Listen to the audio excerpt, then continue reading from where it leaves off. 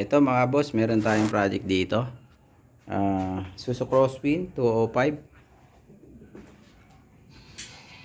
Bali, automatic transmission. Ang issue nito ay wala siyang radio, walang dome light, tsaka may isa pa. Basta yung isa, clock, wala. Radio, dome light, at tsaka clock. So, nandito yung ano niyan. Nandito lang yung sikreto niyan guys dito sa mga wiring dito. So, sa mga previous video, nandyan na yan. Tapos, ang ginawa natin, nagwa-wiring tayo ngayon ng ano, ng fog lamp, no? So, may nilagay tayo na fog lamp. Paki-ilaw nga sir, angel eye. Ayan. Ayan, angel eye yan eh. Angel eye. Fog lamp nga niya.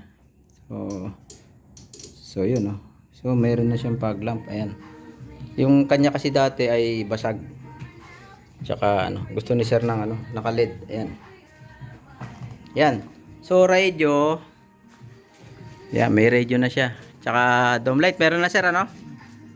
Ayan oh. So, yun. Itong fog lamp na yan ay dati na ito eh. Pero hindi pa siya naka ano noon. Ayan oh, meron ng dome lights. Wala yan dati.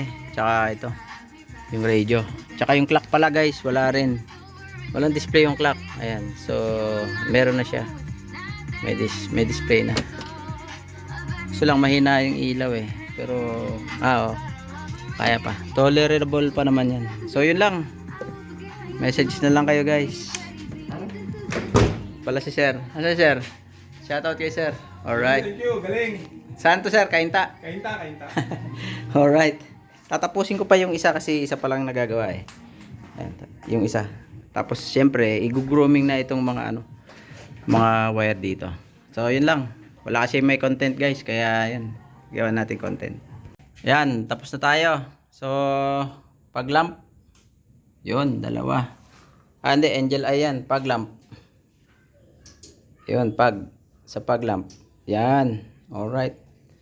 So, pag lumayo yan, magbabright pa yan. Tapos yung, yun nga, yung radyo, tsaka yung dome lights. So, goods na yan. Ayan, tapos na tayo. Sir, tapos na tayo ha. Okay. Alright. Thank you.